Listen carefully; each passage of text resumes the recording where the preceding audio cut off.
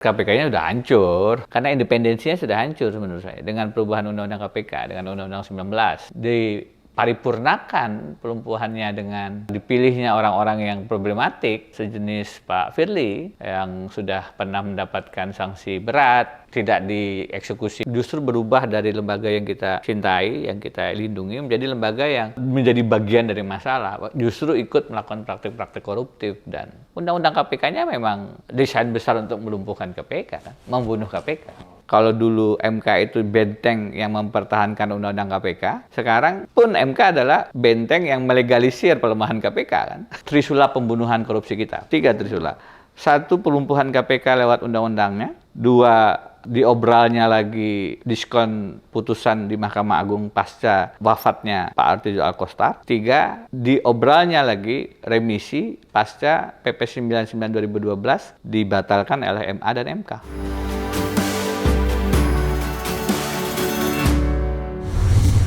Assalamualaikum warahmatullahi wabarakatuh. Selamat datang di channel Abraham Samad Speak Up. Seperti biasanya, saya tidak sendiri. Hari ini saya akan berdiskusi dengan narasumber yang luar biasa. Jauh-jauh nih datang ke Indonesia. Profesor Dr. Denny Indriana. Makasih Ketua. Sehat, Bung Denny? Alhamdulillah. Gimana kabarnya, Bung? Sehat. Alhamdulillah sehat. Jadi kemarin hari Jumat datang, ya ini langsung harus terima undangan dari ketua ini. Sudah lama kita nggak ngobrol juga. Ya. Ngobrol. Bang Denny, ini kan ribut-ribut nih masalah kemarin. Ribut-ribut tentang karena ketua KPK-nya. ikut aksi soalnya. Ya, sama-sama kita ini aku mendengar nih dari Prof Denny nih. Ya. Ini kan ada situasi yang kita lihat sebenarnya sangat memprihatinkan ya. Kenapa saya bilang sangat memprihatinkan? Karena kalau ini dibiarkan terus-menerus, ini kan bisa hancur nih KPK-nya. Kalau Bang Denny dulu bilang, jangan bunuh KPK di bukunya kan. Apakah sekarang bunuh KPK? Oke, Bang Denny, bagaimana pandangan dengan situasi ini? Apakah kita harus, Dewan Pengawas nih, harus konsentrasi memeriksa kasus pelanggaran etiknya si Firly, atau kasus pidananya duluan yang harus didahulukan? Ketua, kalau saya lihat KPK-nya udah hancur. Oh, sudah hancur. Iya. Jadi di dalam buku Jangan Bunuh KPK itu, saya cerita sedikit itu. Iya. Teman-teman ICW minta coba evaluasi sekian tahun Undang-Undang KPK kalau nggak salah. Undang-undang lama ya? Iya, Undang-Undang lama. Saya bilang, ini serius ini. Kita sudah evaluasi. Waktu itu saya ambil guyon. Setelah saya selesai wamen, waktu kita masih tersangka ini. Sekarang pun dikriminalisasi. Seharusnya yang barang-barang. Bang Denny Indriana ini dikriminalisasi. Okay. Jadi saya bilang, ini kita tersangka disuruh evaluasi KPK. Bang, evaluasi lah. Kita tulis. Akhirnya sayang itu nggak dibukukan. Kita kasih judul Jangan Bunuh KPK. Di situ kan kelihatan tuh KPK berkali-kali sejak awal berdiri itu memang upaya assassinated-nya, pembunuhannya kan banyak sekali. Tapi berhasil kita tanggulangi cicak buaya 1, cicak buaya 2, cicak buaya 3. Nah sekarang di era pemerintahan ini sayangnya Presiden Jokowi termasuk gagal mempertahankan KPK dan janji-janji kampanye anti korupsinya. Dan menurut saya sih seandainya integritas pimpinan dan personelnya masih terjaga itu tidak terlalu masalah. Tapi karena independensinya sudah hancur menurut saya dengan perubahan Undang-Undang KPK, dengan Undang-Undang 19. Kenapa? Ya sudah diletakkan di bawah presiden dan kehilangan marwah dia untuk tidak lagi dipengaruhi kepentingan non hukum, non pemberantasan korupsi.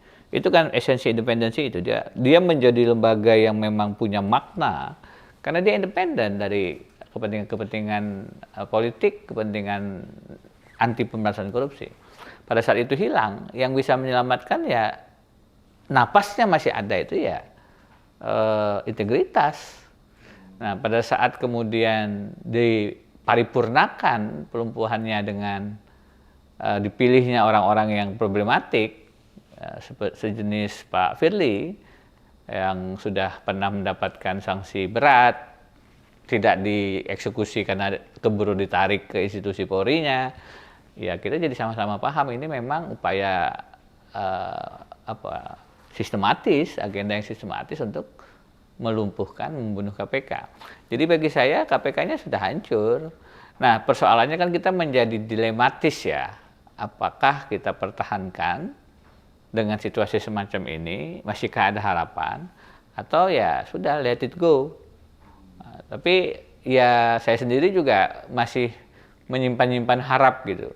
Meskipun harap-harapnya itu sudah hampir harapannya hilang lah, karena Tinggal sedikit ya. terlalu banyak catatan kenapa tidak hanya Firly, terlalu banyak catatan kenapa sekarang KPK justru berubah dari lembaga yang kita cintai, yang kita lindungi, menjadi lembaga yang menjadi bagian dari masalah, justru ikut melakukan praktik-praktik koruptif, dan itu menjadi lebih mengkhawatirkan menjelang Pilpres gitu ya. Sehingga kemarin dalam satu talkshow di televisi dengan Pak Abdullah Hamawa saya tutup dengan ini menjelang pemilihan, dan harapan itu akan ada kalau kita bisa meletakkan orang-orang yang lagi punya integritas. Karena undang-undangnya sudah seperti itu. Ke depan undang-undangnya harus diperbaiki lagi, dikembalikan independensinya. Tapi kalaupun itu belum, ini kuncinya ada di pemilihan tahun ini, panselnya dan siapa yang menjadi calon. Begitu itu tidak, terpilih lagi orang seperti Firly. Pak Firly Bahuri, ya menjadi berbahaya kalau dia tetap ada. Jadi menjawab pertanyaan ketua tadi, panjang nih tadi pengantarnya, bagi saya sih dua-duanya menjadi relevan ya untuk paralel, meskipun dalam beberapa teori kan yang mana dulu itu selalu menjadi pertanyaan, apakah etika dulu atau pidana dulu gitu. Tapi menurut saya ini karena dua-duanya penting, dalam artian ya sebenarnya kan kalau etikanya tidak terbukti, pidananya bisa terbukti. Tapi kalau etikanya terbukti, menjadi relevan kemudian juga pidananya. Jadi bagi saya tidak ada ayam dan telur di situ. Yang memeriksa juga berbeda.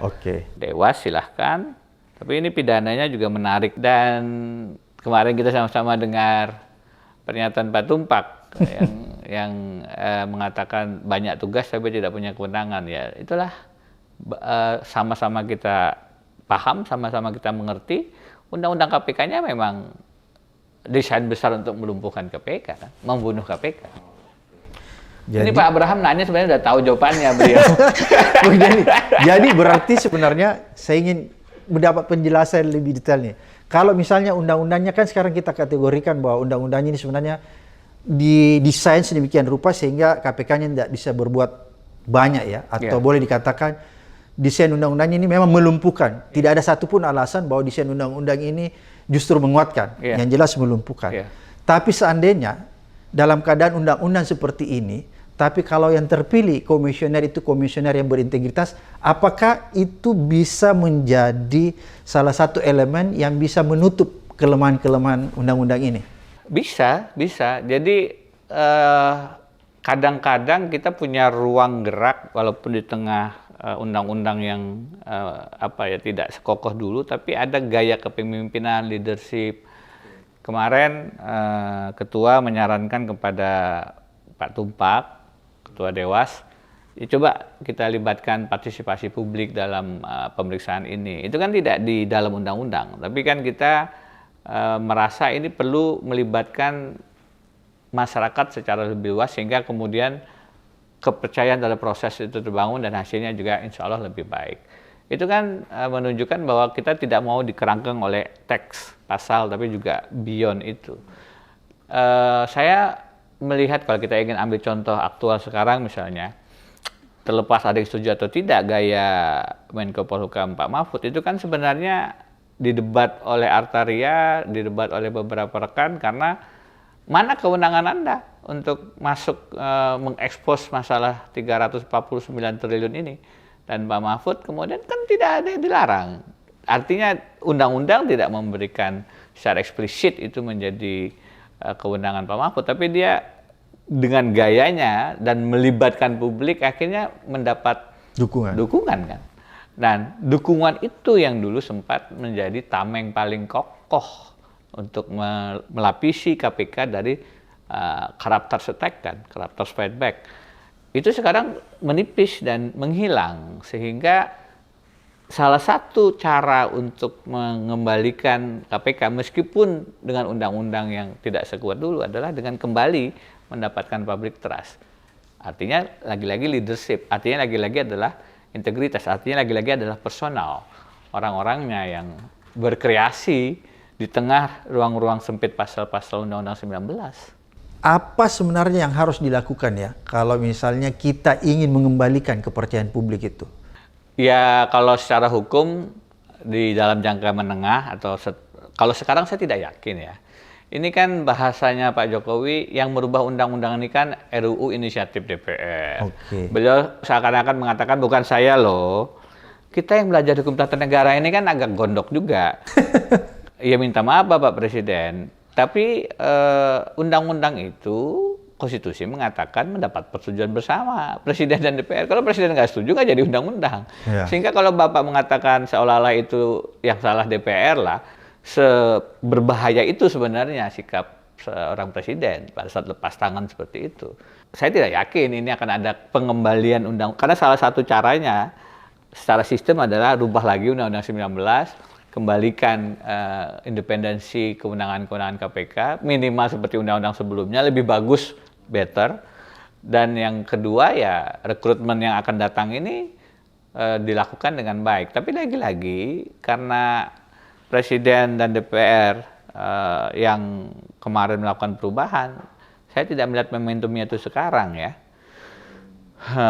Mudah-mudahan cara-cara kodita konstitusionalnya melalui pemilu akan ada leadership yang lebih baik, yang punya visi anti korupsi lebih jelas. Dari situ barangkali ada harapan. Nah, jika tidak memang cara memperbaikinya menjadi sangat terbatas. Dan kalau ternyata KPK menjadi justru berbahaya, karena ini kan senjata nih. Kalau di tangan orang baik dia bisa digunakan untuk kebaikan. Di tangan penjahat dia bisa sangat berbahaya membunuh orang. Jadi KPK bisa memang menjadi pisau bermata dua begitu kalau kita tidak hati-hati. Saya membayangkan kalaupun dia masih ada karena melihat periodisasi pemilu ini menjadi pintu celah untuk ada harapan. Kalau yang terpilih orang-orang yang punya semangat anti korupsi. Jika tidak, inilah.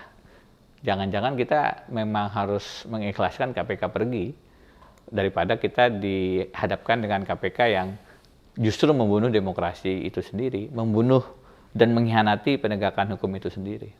Bang Denny, ini kan tadi kalau kita harap bahwa ini ada ruang yang kemungkinan masih ada harapan adanya pemilu ya. Tapi kan nanti kalau kita lihat ya proses pemilihan pimpinan KPK itu dimulai tahun ini.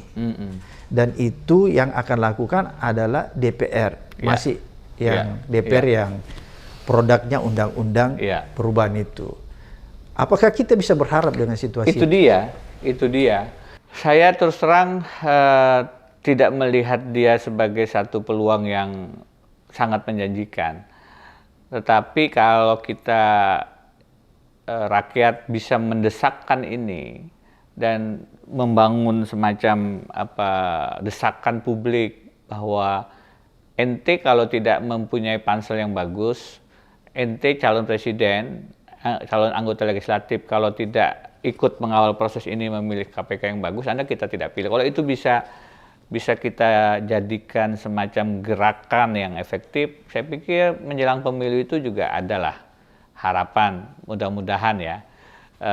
Meskipun kalau kita bicara politik, merawat harapan itu perjuangan yang tidak mudah gitu.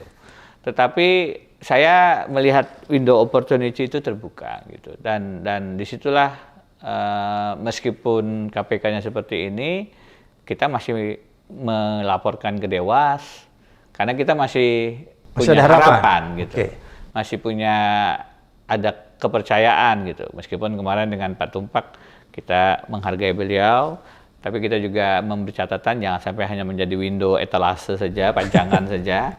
Kalau memang dirasa tidak efektif bertugas kan tidak punya kewenangan, kan kemarin saya bilang mungkin perlu Bapak pertimbangkan untuk mundur. Ketimbang hanya menjadi tameng seolah-olah ada orang berintegritas di KPK lewat Dewasnya kan. Gitu. Ya harapan itu ada tipis dan kita sedang berusaha untuk meniup itu menjadi gelombang balon yang lebih besar sehingga lebih bisa punya daya untuk menghidupkan KPK. Tidak mudah, saya paham. Oke, menarik tadi yang Bung Denny katakan bahwa KPK ini kan senjata yang paling ampuh. Kalau digunakan di tangannya orang yang baik, dia akan menjadi senjata yang baik pula. Tapi kalau dia di tangannya orang baik, dia menjadi senjata pemusnah. Iya. Apalagi kalau kita lihat dekat-dekat nih, tahun politik. Iya. Bang Denny, 2024. Apakah Bang Denny melihat bahwa senjata ini ada kemungkinan bisa dijadikan menjadi senjata pemusnah untuk lawan-lawan politik? Iya, jadi banyak ya. Saya pikir ketua juga lebih paham juga, tahu juga. Dari tadi kan ketua bertanya sebenarnya tahu jawabannya ini. Saya melihat disinilah letak KPK dan ujian KPK. Ujiannya untuk berdiri berjarak dengan politik. Tapi calon-calon yang potensial seberapa jauh sebenarnya punya kasus korupsi atau tidak, itu kan sebenarnya bisa kalau KPK-nya masih independen, masih murni, masih genuine, bisa saja dia kemudian diskualifikasi memang calon-calon yang koruptif. Tapi yang sekarang terjadi kan bisa jadi bukan begitu, malah sebaliknya kan digunakan untuk mendiskualifikasi calon-calon yang potensial membawa agenda pemberantasan korupsi. Nah, ini tipis sekali kan. Dan kalau kita lihat panggung politik sekarang, kalau saya ada catatan sedikit. Gimana Ketua? Saya melihat bahwa kemungkinan ya masyarakat kita mulai permisif. Oke. Ya, bayangkan seseorang yang sudah jelas-jelas menjadi narapidana koruptor, kan itu jelas-jelas karena ada putusan yang sudah ingkrah. Begitu keluar, kok disambut seperti pahlawan? Itu kan permisif, kira-kira gitu. Itu pandangan saya. Jadi saya melihat kayaknya orang sedang mengalami disorientasi nih. Ya, sekarang kita bisa lihatlah irisan antara agenda pemberantasan korupsi yang dimanfaatkan untuk strategi pemenangan pemilu. Kemarin sempat ada video saya di diskusi yang sempat viral. Yeah. Karena saya diskusi dengan Pak Mahfud, Menko Polhukam, dan di situ saya katakan kesimpulan saya berarti ini ada menggunakan hukum menjadi alat, menjadi instrumen untuk strategi pemenangan, sehingga pimpinan partai X ini kasusnya korupsinya ABCD dan seterusnya, tokoh ini korupsinya itu menjadi daya tawar untuk menentukan posisi di mana partai dan dengan siapa berkoalisi.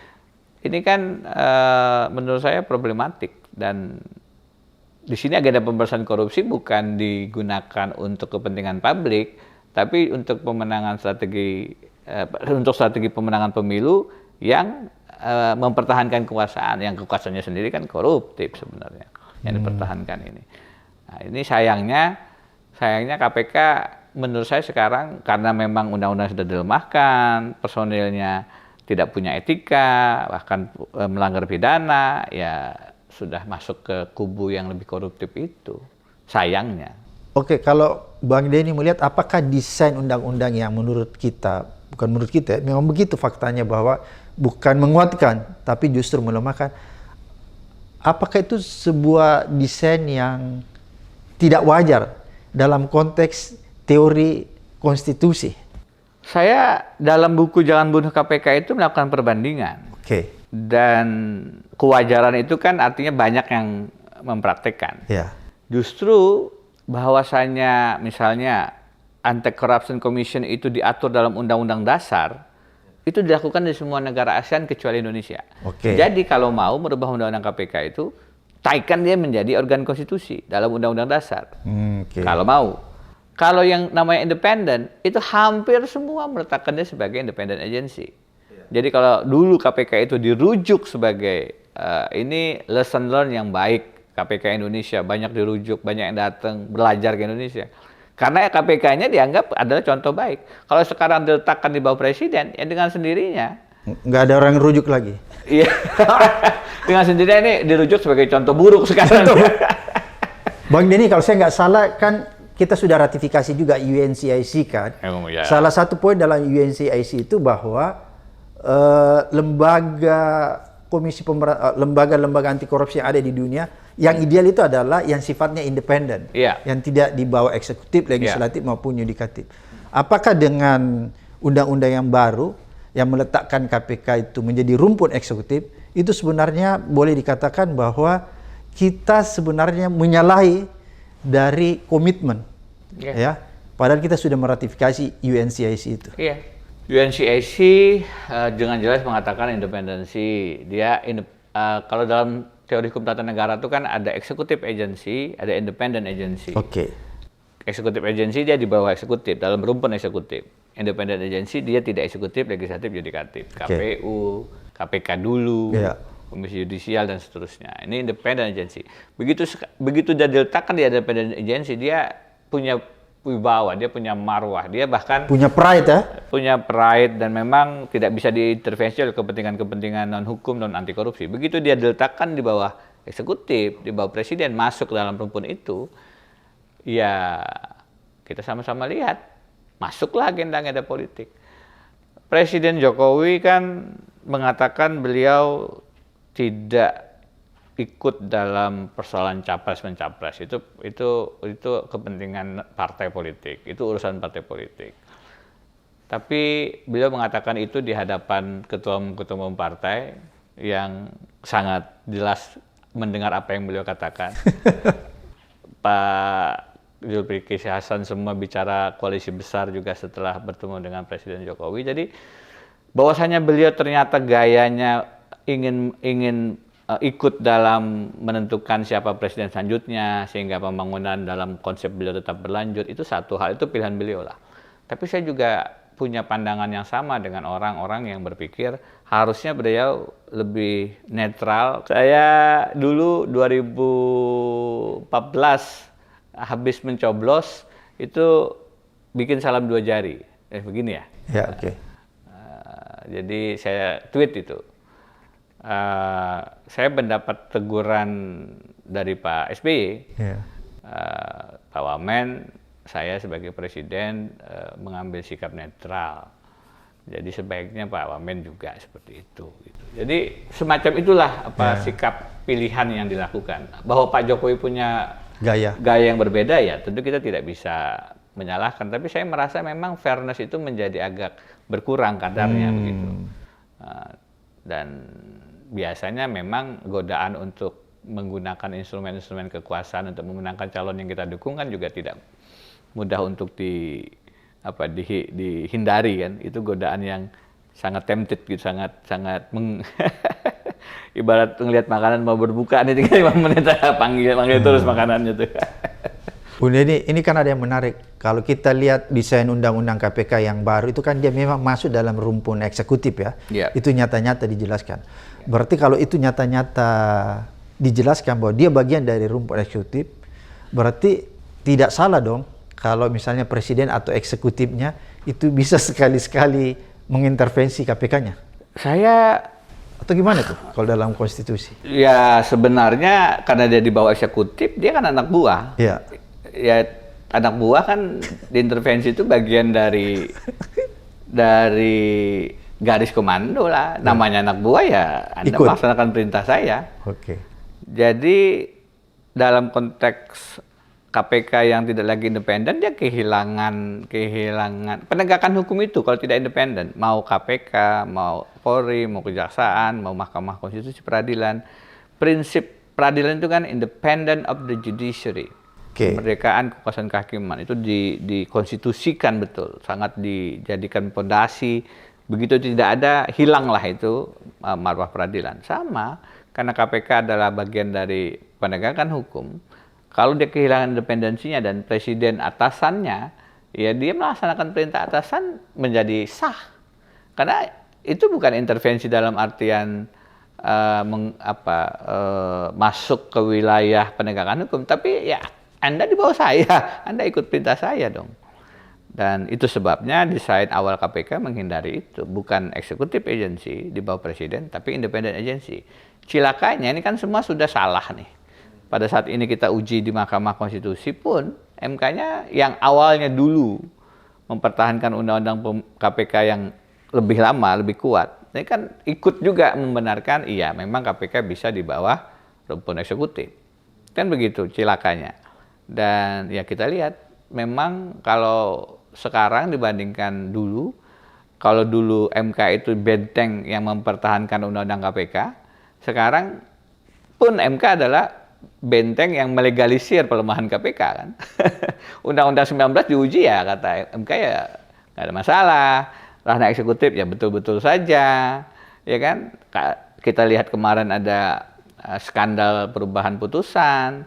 MK-nya sudah diintervensi sedemikian rupa, kehilangan independensi, KPK-nya juga begitu, termasuk dulu peraturan pemerintah 1999 tahun 2012 tentang pembatasan pemberian remisi termasuk bagi koruptor itu di MA, di MK selalu ditolak sebagai permohonan karena tidak bertentangan dengan undang-undang, tidak bertentangan dengan prinsip-prinsip HAM. Sekarang kan dikabulkan di Mahkamah Agung, dikabulkan juga di MA, sehingga kita lihat remisi lagi bagi koruptor. Tahun lalu kita lihat ini Lebaran ini akan banyak lagi remisi. Itu karena saya bilang ada trisula pembunuhan korupsi kita. Wah, tiga trisula ya? Tiga trisula. Satu, pelumpuhan KPK lewat undang-undangnya. Oke. Dua, diobralnya lagi diskon putusan di Mahkamah Agung pasca wafatnya Pak Artijo Alkostar. Tiga, diobralnya lagi remisi pasca PP 99 2012 dibatalkan oleh MA dan MK. Tapi sebenarnya integritas itu ada pada pribadi-pribadi semacam Pak Abraham, semacam Artijo. Jadi menurut saya Artijo lah yang menyebabkan orang-orang nggak mau PK pada zaman itu. Kan. Ya itu yang sekarang hilang. Hilang ya? Hilang lewat kepemimpinan yang dengan mudahnya menerima berbagai macam gratifikasi, helikopter, membocorkan dokumen, bertemu dengan pihak-pihak yang terkait perkara. Dan itu aklamasi dipilih oleh DPR dan diusulkan oleh panselnya presiden. Jadi ya memang ada desain besar untuk melemahkan ya, mematikan KPK. Bukanlah melemahkan, mematikan. Kemudian ini kita sudah di akhir. Ada yang menarik tadi nih, saya ingin garis bawahi. MK ikut serta melegalkan pelemahan KPK lewat putusannya. Itu maksudnya gimana itu? Ya, sekarang penegakan hukum kita kan di semua sektor itu akhirnya ikut melemahkan agenda pemberantasan korupsi. Oke. Di KPK-nya semacam itu dilumpuhkan. Harapan kita bisa menghadang pelumpuhan lewat Undang-Undang 19 dengan menguji konstitusionalitasnya di MK. Tapi MK pun sudah sedemikian juga dilumpuhkan. Jadi lembaga-lembaga reformasi yang sebelumnya punya dignity, punya wibawa semacam KPK di era-era sebelum Firly, kemudian MK di era-era sebelum ini, ya sekarang satu-satu sudah kehilangan kehormatannya kan. Begitu bicara agenda pemberantasan korupsi, kalau dulu kita datang ke KPK, membela KPK, kita datang ke MK, membela MK.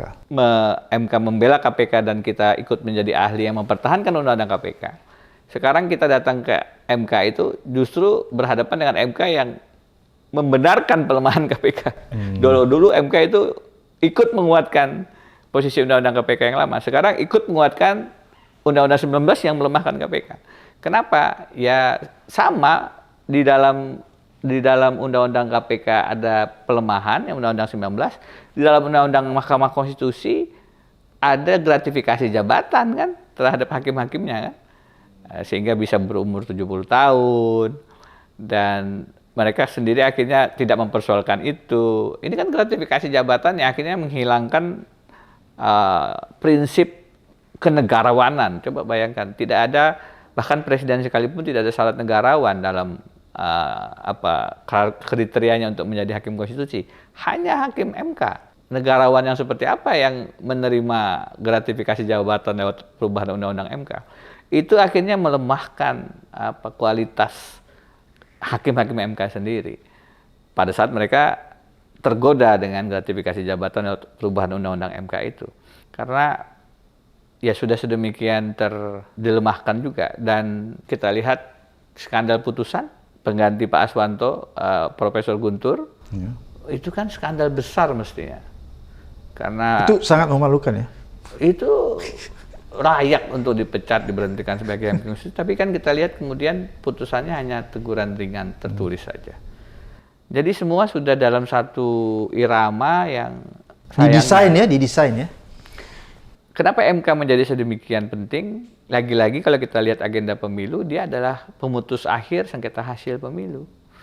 Sehingga meletakkan orang-orang yang bisa dikendalikan, duduk di situ dan menjamin ada 5 suara yang bisa memenangkan siapa presiden atau partai-partai dengan caleg terbanyak menjadi strategis. Itu sebabnya kalau tidak sejalan dengan agenda DPR, agenda presiden, ya ditariklah dia. Kalau begitu polanya, tidak ada independensi hakim MK, sebagaimana tidak ada independensi KPK, ya memang penegakan hukum kita akan jauh dari semangat penegakan hukum yang adil dan anti korupsi. Bung Denny, masihkah kita bertahan jangan bunuh KPK atau bagaimana nih? Ini terakhir. Iya, kita lihat ini bagaimana panselnya dan siapa yang kemudian hasil-hasil pemilihan presiden, pemilihan legislatif 2024, adakah harapan kita men-install Undang-Undang 19? Jika tidak ada dan ternyata makin parah ke depannya KPK-nya, ya mungkin perlu dibuat buku kedua. Iya, bunuh saja KPK. Oke netizen, menarik apa yang sudah disampaikan Prof. Denny Indrayani, yang membuat kita tercerahkan lah. Banyak hal-hal yang tadinya mungkin samar-samar menjadi jelas. Sekali lagi terima kasih, sampai jumpa di episode berikutnya di Abraham Samad Speak Up.